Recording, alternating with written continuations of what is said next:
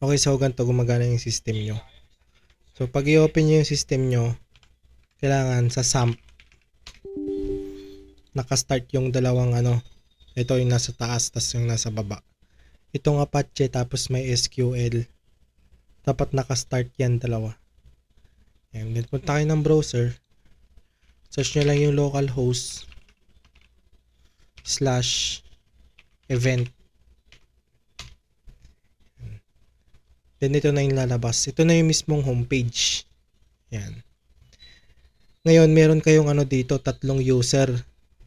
Yung unang user, admin. Tapos, registrar. Tapos, customer. So, pag ilalagay nyo lang yon dito lang sa may login sa itaas. Yan. Itong login page na to, dito nyo ilalagay si customer.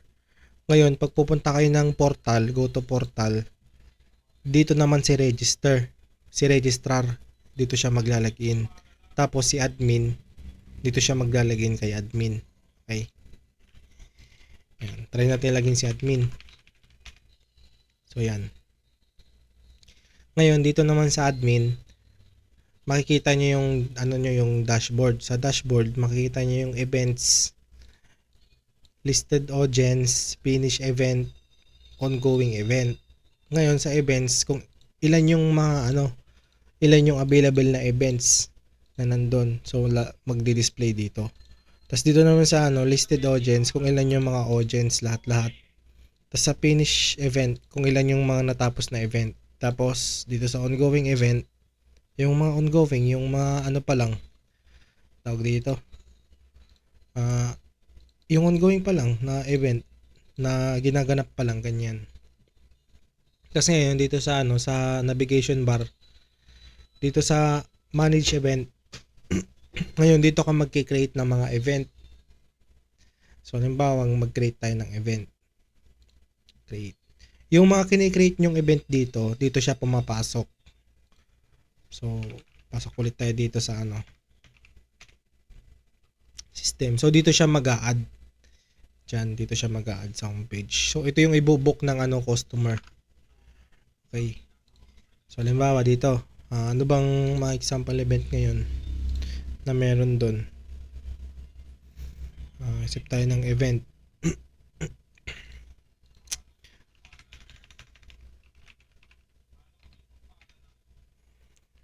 So check natin ang mga event dito. So yan. Okay, so halimbawa ito festival. So search tayo ng festival dito na picture. Yan. So ito halimbawa lang to.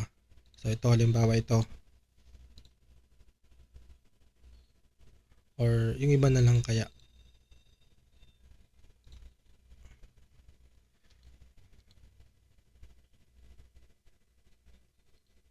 So halimbawa pool party event, mga ganyan.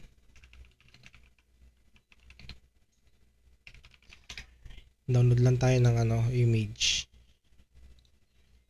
Yan. Then, pag magki-create tayo ng event, halimbawa, lagay tayo dito ng name, event name, pool party, event. Tapos yung description.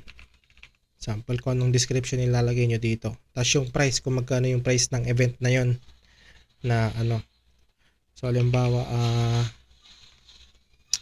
kada ba ang price na yon? Sabihin na natin 30k or na lang 15,000.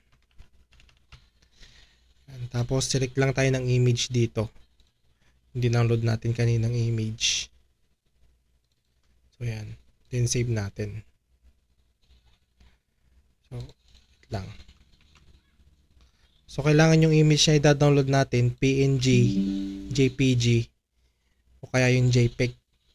Yun yung mga tinatanggap niyang image file.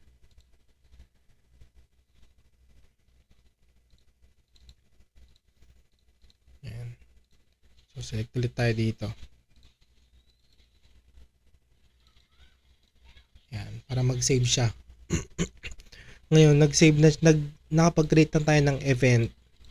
Pagpunta natin ng homepage, dito napapasok yan. Okay, pwede na niyang i-book yan. Tapos dito naman sa event list, kapag nakapag-book na yung yung customer, pwede na nating i-add sa event list yan. Sa schedule naman, gagawan natin siya ng schedule. So, halimbawa, gagawan natin siya ng schedule. Pool party event. Mag-add lang tayo dito ng date. Halimbawa, June 11. Tapos yung pool party event na yun is gabi. So, magsisimula siya ng 8 p.m. to 3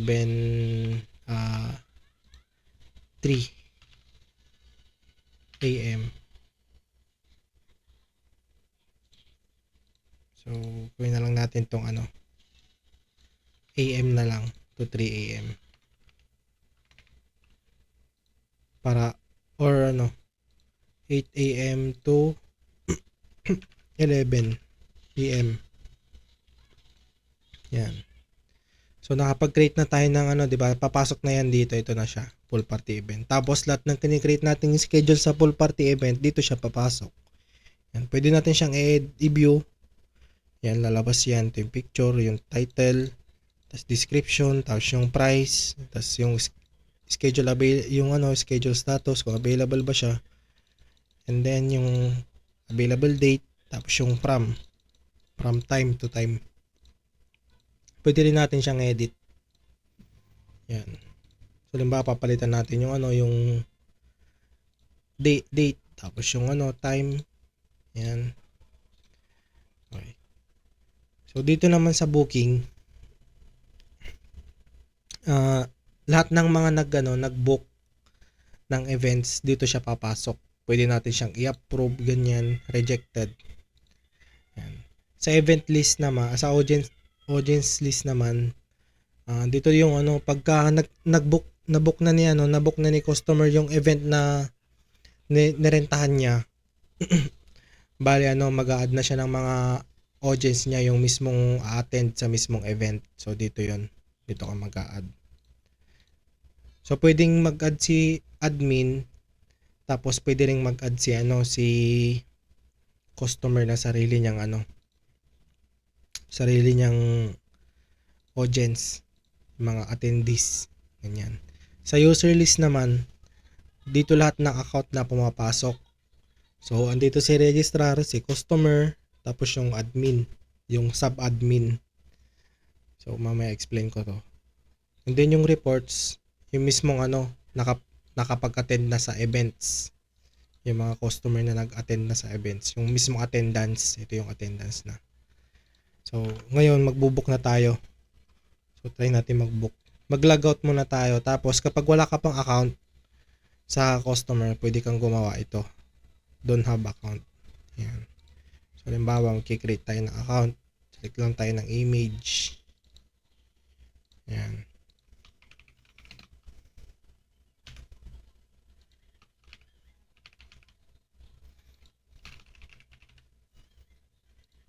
Ayan. Create tayo ng username. Create tayo ng password. Tapos create account natin. Okay, so nakapag-create na tayo ng account, dadirect na siya dito sa homepage ulit. Then pwede natin siyang i-login.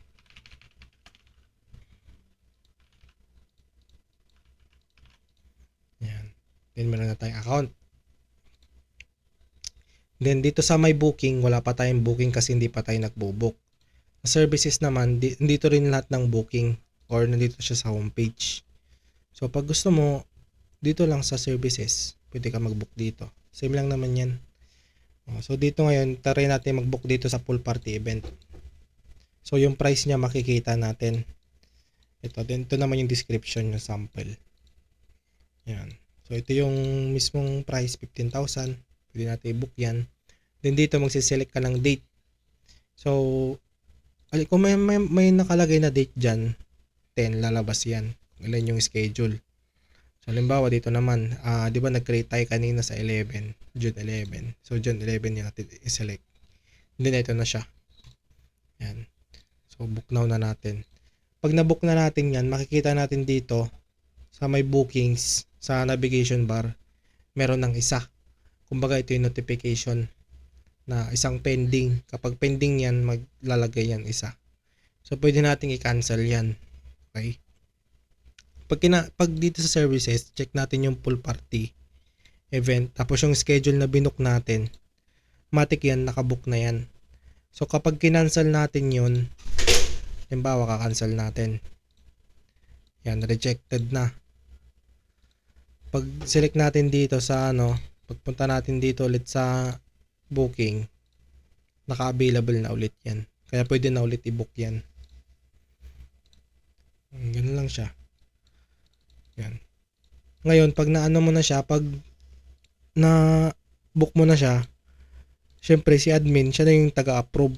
I-approve na ni admin yan. So, punta tayo kay admin. Tapos dito sa bookings.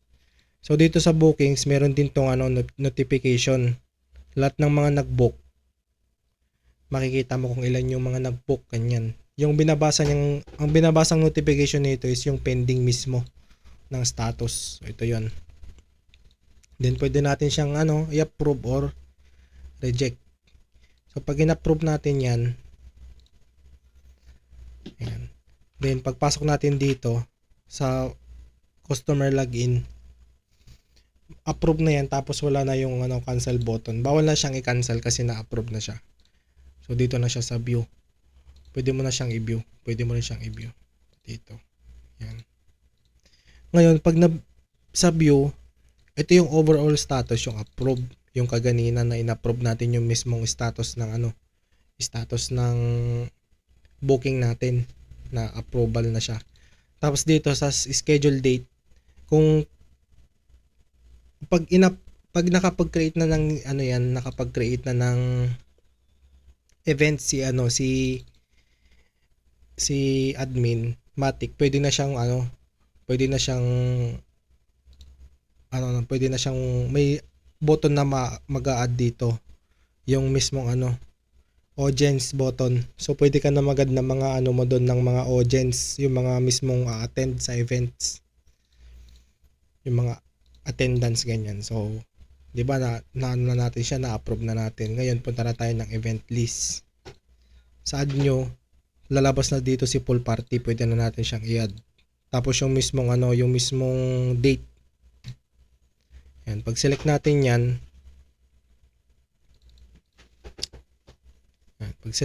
'yan, lalabas na yan. Tapos sa venue, lagay mo yung venue, kung saan yung venue. Kunyari, saan ba yung venue yun? Di ba sa Golden Castle. Lagay mo lang yung venue dyan, kung saan gaganapin. Tapos description lang. Yan, kung kanino naka-assign. Yan. Then, pag click mo ng save, matik na yan, papasok na siya dito. Yan. Then meron na siyang add dito. So ito, yung mga rejected, pwede mong i-delete yan para hindi mo na siya maisama dyan. So ang gagawin natin dito, yung mga rejected, pwede siyang i-delete. So gawin mo lang, punta ka lang ulit ng ng bookings, ganyan. Or ito, pwede mo siyang i-delete. So, na lang, ang gawin mo dito, bali, siya kasi, nag-add siya ng audience. So, basta rejected yan, huwag nyo na lang papansinin yan, rejected na yan. Huwag ka na magkikreate ng audience dito. So, magkikreate ka ng audience dito na mismo sa approve. Okay? So, pwede ka mag-create ng audience dyan. So, halimbawa, sample name, yan, contact number, email address, remark. Yan. Ngayon, nakapag-create ka na ng audience mo, ito na mismo yung attend. May dito na yung QR code. Ito na yung i-scan ni registrar. Yan na mismo yung i-scan ni registrar. Okay. So, ito ayusin ko na lang tong button na to. Kailangan di siya mag-display dyan eh. Okay. So, ayusin ko na lang ito mamaya. Then, ngayon, papasok na siya dito sa audience list. Magkikreate siya ng panibagong dito, panibagong customer name. Itong customer name, si ano yan, si customer yan. Kung sino yung nag-book ng mismong event na yon. And then yung event niya is pool party event. Okay. So ito yung mga ano niya, mga list na ano niya, list na mga dadalo sa events. Yan, makikita mo rin yung QR code. Ito na mismo yung QR code. So ito yung QR code na to, ito yung gagamitin ni registrar na ano, para ano, makapasok siya sa event, ma-approve siya, okay. So dito sa event list, punta tayo ng event list. So 'di ba ito yung inad natin kaganina, yung pool party event. Ito pala siya. Ayan siya. So ito siya. So ito pwede nyo itong i-delete. Yung isa na rejected. So ayusin ko naman yan later eh. Or add na lang tayo dito. Add na lang ulit tayo.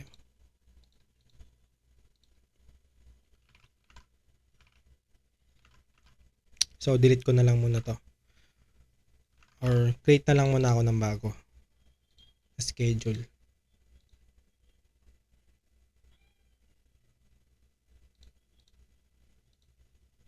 Schedule na 12:08 AM to 10 PM. Yan. So meron na tayong schedule. So ito. So magbubuk na ulit ako ng ano.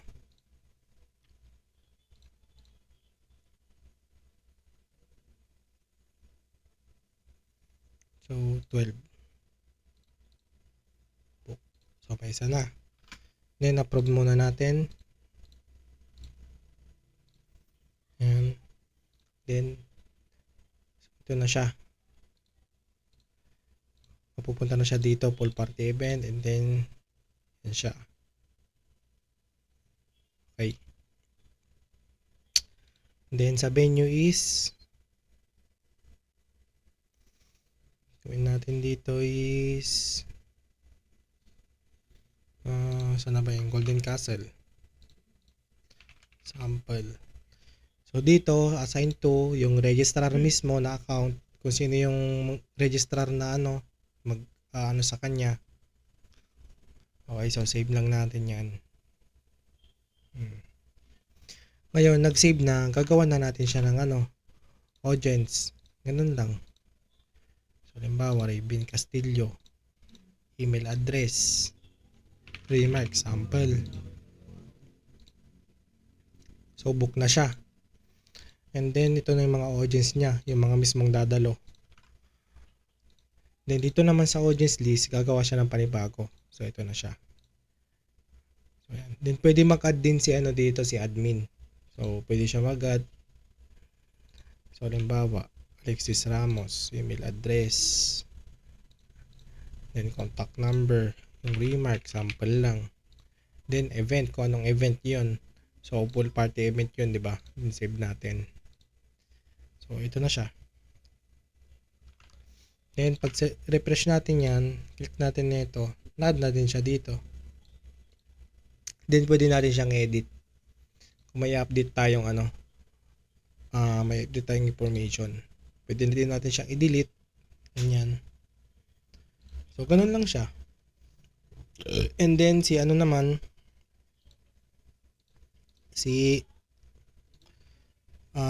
di ba ang register natin is si Alexis.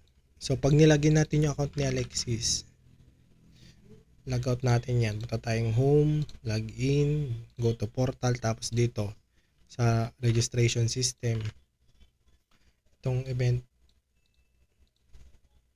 yun, papasok na dito si ano, pool party event. Yan. Dito ka na mag-i-scan ng QR code. So pag scan mo yan, matik na yan. So wala kasi akong camera kaya hindi ko matesting. Okay, so testing nyo na lang yan. Papasok na yan. So pag na-scan nyo yan, ganito yung magiging itsura niya. Pakita ko sa inyo. So hanap tayo ng may data dito. So ganito yung lalabas dyan. Ganito. Ito na yung mga attendees. And then dito naman sa reports,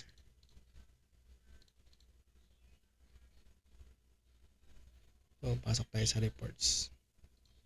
Logout natin, punta tayo kay admin.